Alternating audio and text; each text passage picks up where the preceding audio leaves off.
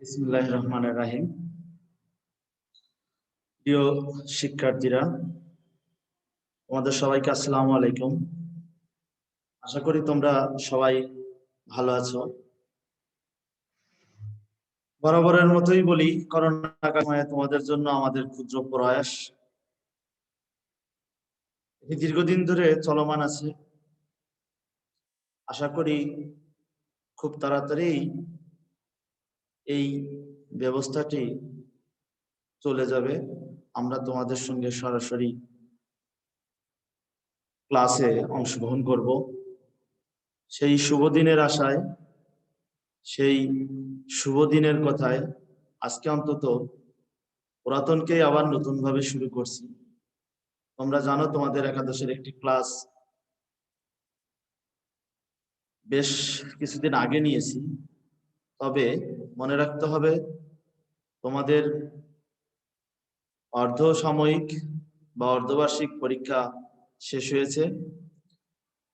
এখন সামনে তোমাদের বার্ষিক পরীক্ষা, সেই আলোকেই আমাদের সিলেবাস, সেই আলোকেই আমাদের পড়ালেখা হবে।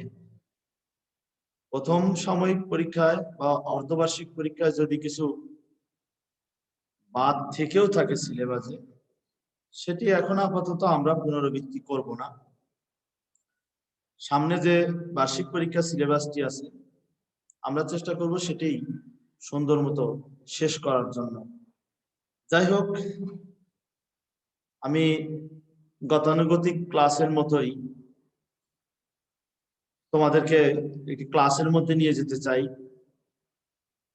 আমরা নিশ্চয়ই আমাদের সিলেবাসটা নিয়ে ধারণা দিয়েছি, তোমরাও ধারণা পেয়ে গিয়েছো। ব্যাকরণের যে ২-৩টি অংশ আছে, তার মধ্যে সবচেয়ে গুরুত্বপূর্ণ বা গুরুত্বপূর্ণ অংশগুলোর মধ্যে অতীব গুরুত্বপূর্ণ একটি অংশ হচ্ছে ব্যাকরণিক শব্দ শ্রেণী। তোমরা নিশ্চয়ই নাম শুনেছো, নামটি খুব বেশি অপরিচিত নয়। তবে মনে রাখতে হবে, এই যে শিরোনামটি অর্থাৎ ব্যাকরণিক শব্দ শ্রেণী, এই নামটি ২০১৬ সালের আগেও তোমাদের পাঠ্যভুক্ত ছিল না। ২০১৬ সালের পরে তোমাদেরকে এটি পাঠ্য করা হয়েছে। যাই হোক, ২০১৬ সাল থেকে যেটি পাঠ্য, সেই ব্যাকরণিক শব্দ শ্রেণী আসলে বিষয়টা কি আমাদের মনে রাখতে হবে। আমরা অতীতে পদ পড়ে এসেছি, পদ পড়েছি, পদ কাকে বলে, পদের শ্রেণী বিভাজন এবং ইত্যাদি ইত্যাদি উদাহরণ সহ আরো অনেক অংশ আমরা পদের সঙ্গে সম্পর্কিত পড়েছি। যাই হোক, আসলে এই ব্যাকরণিক শব্দ শ্রেণীটা এই পদেরই আধুনিকায়িত রূপ বলা যায়, অর্থাৎ পদের আধুনিক রূপদান অথবা পদের আধুনিক নাম ব্যাকরণিক শব্দ শ্রেণী।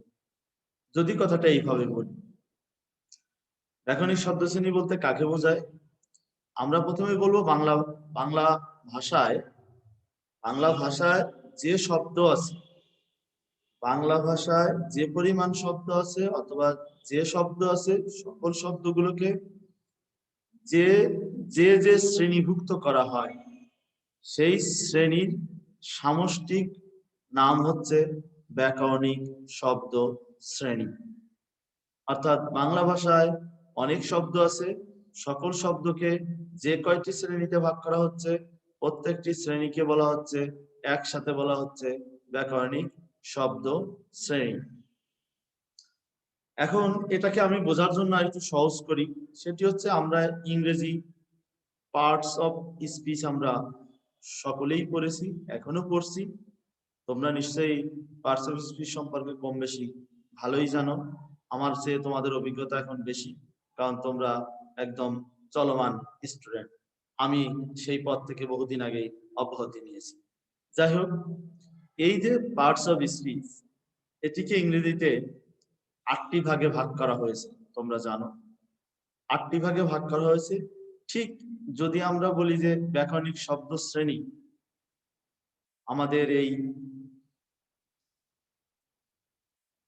পার্টস অফ স্পিচের ফটোকপি, তাহলে কথাটি মন্দ হবে না। অর্থাৎ আমি বোঝাতে চাচ্ছি, ইংরেজি পার্টস অফ স্পিচের একদম ফটোকপি হচ্ছে ব্যাকরণিক শব্দ শ্রেণী।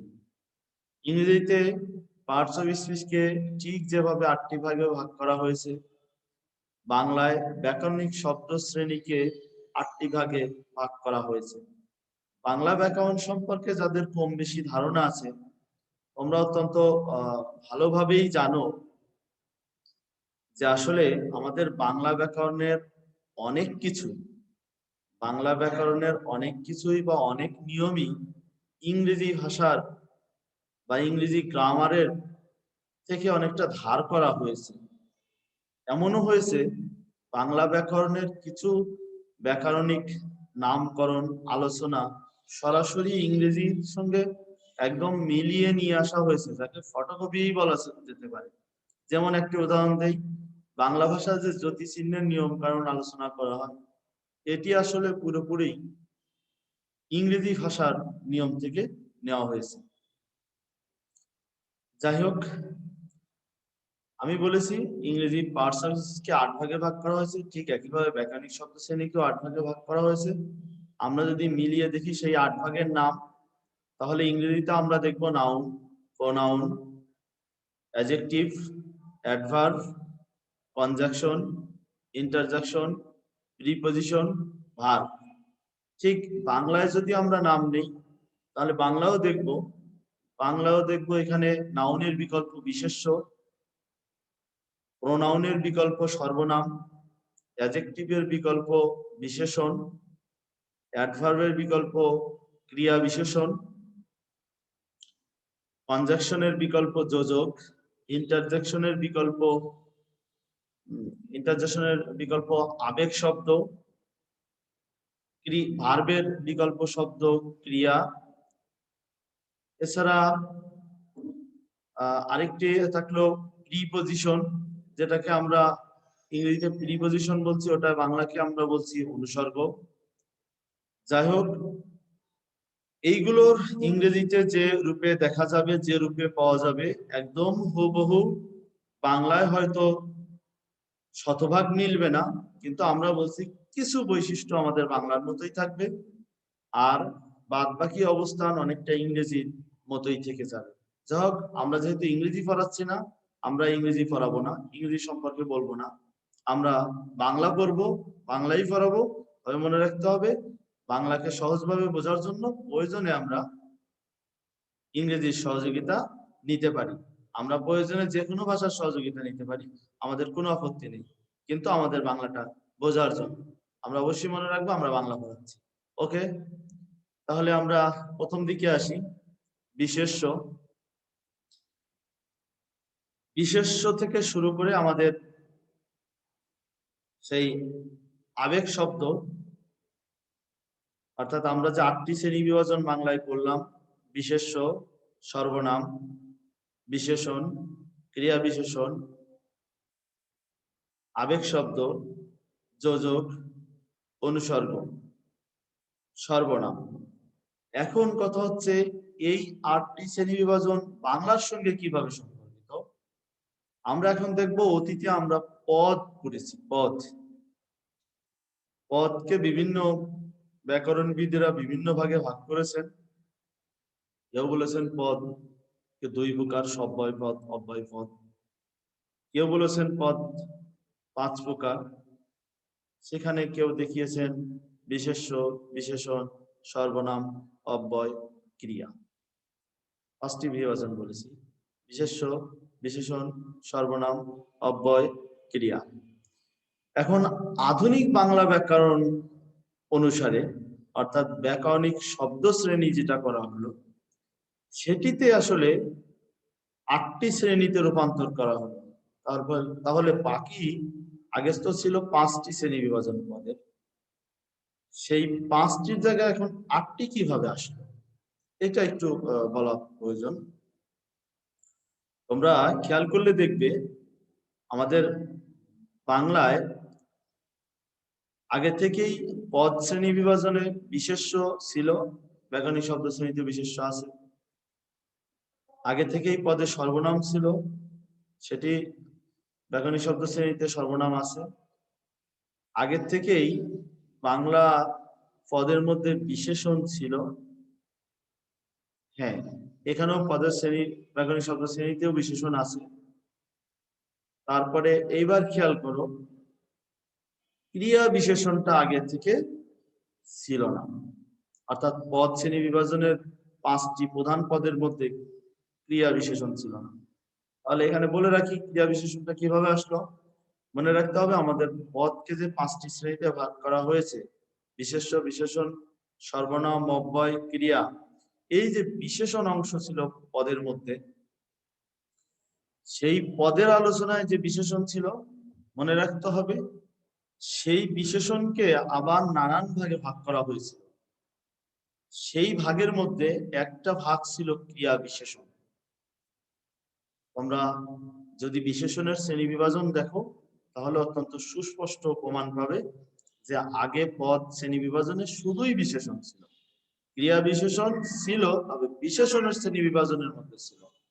5টি প্রধান বিভাজনের মধ্যে ক্রিয়া বিশেষণ ছিল না। তার মানে বিশেষণের শ্রেণী বিভাজনের একটা অংশ ছিল ক্রিয়া বিশেষণ। এই ক্রিয়া বিশেষণকে ব্যাকরণিক শব্দ শ্রেণীতে মোট মোট বা বড় 8টি শ্রেণীর তালিকায় নিয়ে আসা হলো। তার মানে বিশেষণও থাকলো, এবার ক্রিয়া বিশেষণ আসলো। ওকে, এবার মূল 8টি তালিকায় কিছু ঘাটতি রয়ে গেল, যেমন যোজক কোথা থেকে আসলো, আবেগ শব্দ কোথা থেকে আসলো, এবং অনুসর্গ কোথা থেকে আসলো। মনে রাখতে হবে আগের পদের শ্রেণী বিভাজনের মধ্যে অব্যয় নামে একটি অংশ ছিল, অব্যয়, যার কোনো ব্যয় নেই। অব্যয়কে বলা হয়েছে যার কোনো ব্যয় নেই, যার সংজ্ঞা দেওয়া হয়েছে এইভাবে, যার কোনো স্ত্রীবাচকতা নেই, যার কোনো পুরুষবাচকতা নেই, যার কোনো ব্যয় নেই, আসলে যার কোনো স্বাধীন অর্থ নেই, এমন কিছু শব্দ বা শব্দাংশকে, শব্দ সমষ্টিকে বলা হচ্ছে অব্যয় পদ। তো আমরা আগেকার পদ শ্রেণী বিভাজনে যে অব্যয় পদ পাচ্ছি, মনে রাখতে হবে ওই পদকে মোট 4টি ভাগে ভাগ করা হয়েছে। তোমরা যদি প্রমাণ চাও, রেফারেন্স অর্থাৎ উদাহরণ চাও, আমি উদাহরণ দিচ্ছি, তোমরা দেখতে পারো, যে কোনো প্রচলিত ব্যাকরণিক বইতেই পাবে। তারপরেও তোমাদের 9-10-এর যে পাঠ্য বইটি ছিল বাংলা ভাষার ব্যাকরণ, ওটি খুলে দেখো, ওখানে পদের বিভাজনের মধ্যে অব্যয় পদ আছে, অব্যয় পদ খুলে দেখো, ওখানে অব্যয় পদকে 4টি ভাগে ভাগ করা হয়েছে: সমস্যই অব্যয়, অনন্যই অব্যয়, পদান্বয়ী অব্যয়, অনুকার অব্যয় অথবা ধনাত্মক অব্যয়। চমৎকার উদাহরণ, সমুচ্চয়ী অব্যয়, অনন্যই অব্যয়, পদান্বয়ী অব্যয় এবং অনুকার অব্যয়, 4টি ভাগে ভাগ করা হয়েছে।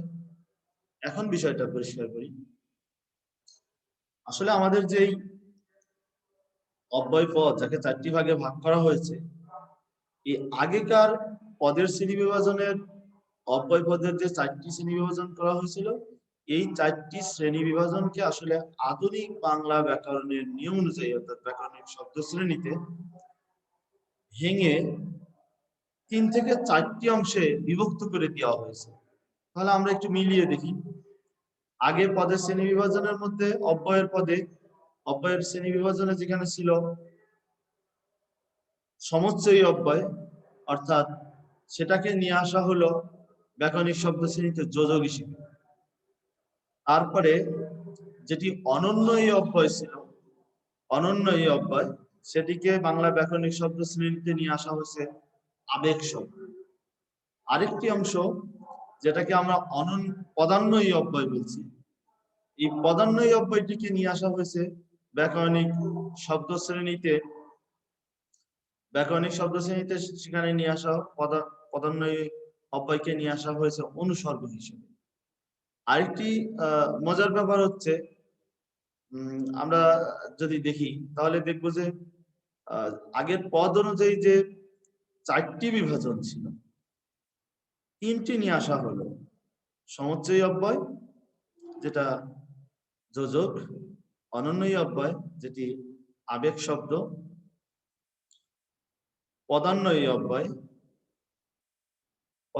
অব্যয় যেটি অনুসর্গ। তাহলে অনুকার অব্যয়টি আসলে কোথায় গেল?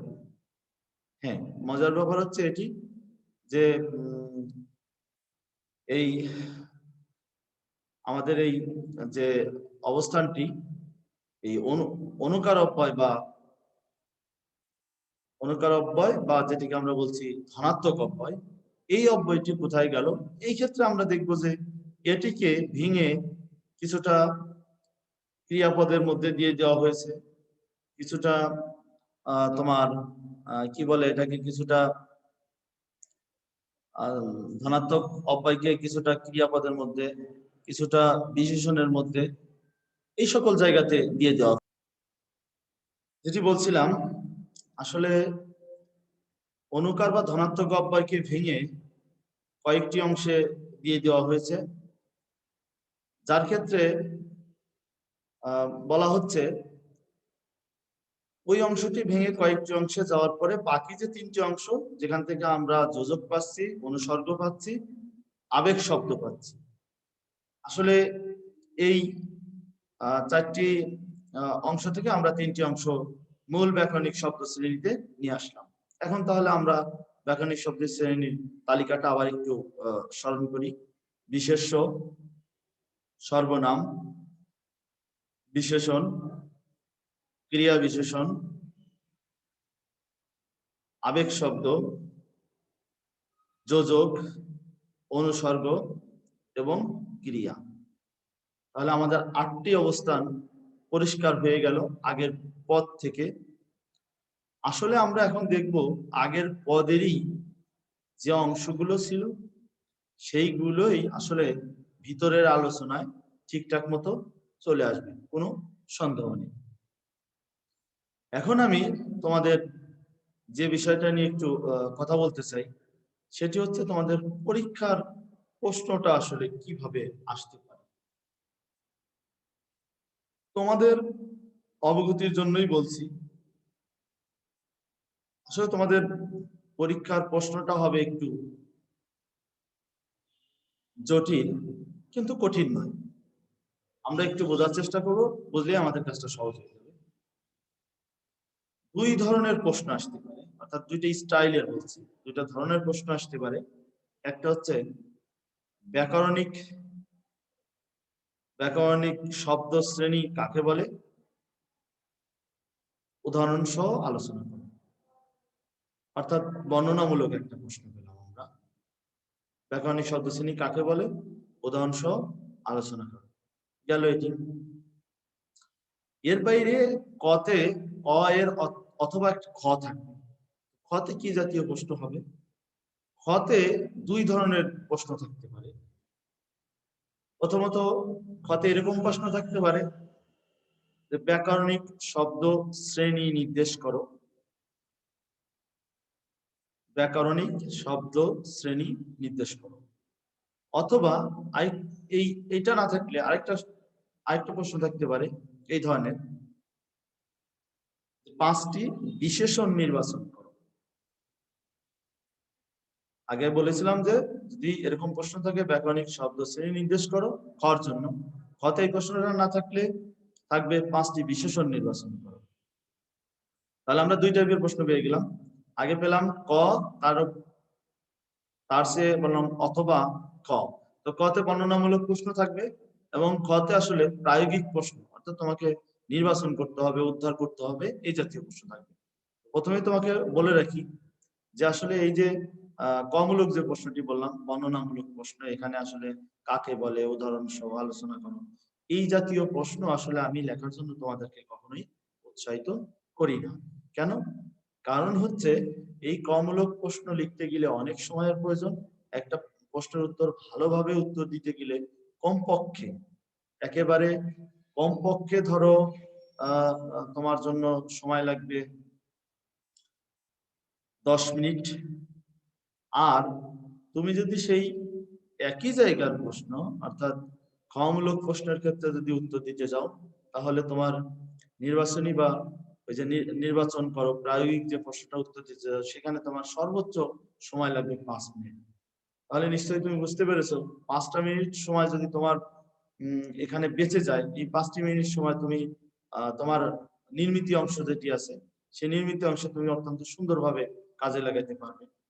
এই দিকটি বিবেচনায় রেখে আমি বলছি যে কমূলক প্রশ্নে যে ব্যাকরণিক শব্দ শ্রেণী কাকে বলে, উদাহরণ সহ আলোচনা করো, এই জাতীয় বর্ণনামূলক প্রশ্ন লিখতে আমি কখনোই আসলে তোমাদেরকে উৎসাহিত করি না। তারপর যদি তোমাদের মনে হয় যে না তোমাদের ওইটাই পড়া উচিত, তাহলে তোমরা ওটাই পড়ো, কোনো অসুবিধা নেই। আর আমি সবসময় উৎসাহিত করবো হচ্ছে খমূলক প্রশ্ন, যেখানে পাওয়া যাচ্ছে ব্যাকরণিক শব্দ শ্রেণী নির্দেশ করো, ব্যাকরণিক শব্দ শ্রেণী নির্দেশ করো, অথবা এই প্রশ্নটি না থেকে থাকতে পারে 5টি বিশেষণ নির্বাচন করো।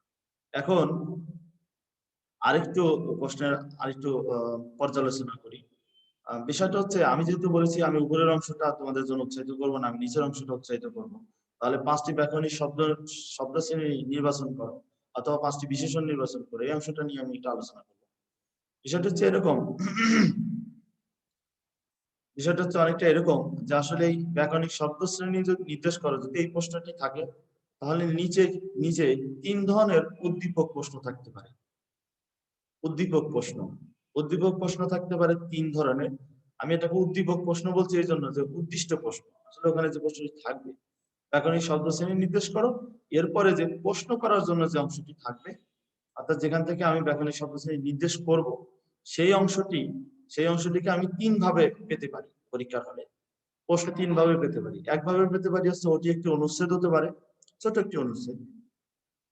যদি অনুচ্ছেদ থাকে তাহলে বুঝতে হবে যে এই অনুচ্ছেদের বিভিন্ন শব্দ আছে যার নিচে একটা করে মোটা দাগে টান দেওয়া আছে, এরকম 8টি জায়গায় হয়তো টান দেওয়া থাকবে। আর এটা না থেকে, একটা অনুচ্ছেদ না থেকে এরকম থাকতে পারে রোমান হরফে 8টি বাক্য থাকতে পারে, যে রোমান হরফে যে 8টি বাক্য থাকবে সেই বাক্যে মনে রাখতে হবে বিভিন্ন জায়গায় টান দেওয়া থাকতে পারে। এই অংশটি যে মোটা দাগে যেখানে টান দেওয়া থাকবে, তার মানে বুঝতে হবে ওখান থেকে তোমাদের ব্যাকরণিক শব্দ শ্রেণী নির্দেশ করতে হবে। আরেকটি অংশ হতে পারে, সেটি হচ্ছে বিভিন্ন শব্দ থাকতে পারে। আমরা যেটি বলছি 7-8টা শব্দ থাকতে পারে, সেই 7-8টা শব্দের মধ্যে থেকে তোমাকে ব্যাকরণিক শব্দ শ্রেণী নির্দেশ করার জন্য শব্দ বেছে নিতে হবে। তাহলে আমি উদ্দীপক জাতীয়, অর্থাৎ প্রশ্ন করা আছে ব্যাকরণিক শব্দ শ্রেণী নির্দেশ করো, এটার সপক্ষে আরো 3 ধরনের প্রশ্ন নিয়ে আলোচনা করলাম, যে প্রশ্ন 3 ধরনের প্রশ্ন হতে পারে। একটা হচ্ছে অনুচ্ছেদ থাকতে পারে, রোমান হরফে 8টি বাক্য থাকতে পারে, অথবা 8টি শব্দ থাকতে পারে, তার মধ্যে থেকে বেছে নিতে হবে। আরেকটি বিষয় নিয়ে আলোচনা করে শেষ করবো আজকে ক্লাসটি, সেটি হচ্ছে এই প্রশ্ন না থেকে কথা আরেকটি প্রশ্ন আমরা বলেছিলাম যে 5টি বিশেষণ নির্বাচন করো। এই ক্ষেত্রে মনে রেখো একটা অনুচ্ছেদই থাকবে, তবে এই অনুচ্ছেদের কোথাও কোনো টান দেওয়া থাকবে না। একটি অনুচ্ছেদ থাকবে, 5টি বিশেষণ নির্বাচন করতে বলবে, 5টি বিশেষণের বেশি আরো বেশি থাকতে পারে, 7টি 8টি বিশেষণ থাকতে পারে, কিন্তু 5টি নির্বাচন করতে হবে বিশেষণ। এই অনুচ্ছেদের কোথাও কোনো টান দেওয়া থাকবে না, আমাকে পড়ে উদ্ধার করতে হবে যে এটি একটি বিশেষণ। যাই হোক, শেষ করব আজকের ক্লাসটি। তার আগে বলি যে তোমাদের এই অংশটি নির্বাচন করার জন্য, অর্থাৎ এই ব্যাকরণিক শব্দ শ্রেণী নির্বাচন করার জন্য, উত্তর দেওয়ার জন্য ইদানিংকালে দেখা যাচ্ছে বেশিরভাগ ক্ষেত্রেই তোমাদের বই থেকে, মূল পাঠ্য বই গদ্য থেকে প্রশ্ন করা হয়। তার মানে আমরা যখন মূল গদ্য বা কবিতা পড়বো, তখন যেন আমরা এই ব্যাকরণিক শব্দ শ্রেণীর বিষয়টি একটু মাথায় রেখি, কেননা ব্যাকরণিক শব্দ শ্রেণী থেকে ইদানিংকালে এই প্রশ্নগুলো করার প্রবণতা দেখা যাচ্ছে। যাই হোক, তোমাদের সবাইকে সবার জন্যই শুভকামনা থাকলো। তোমরা সবাই ভালো থাকো। আল্লাহ হাফেজ। আগামী দিন তোমাদের সাথে দেখা হবে।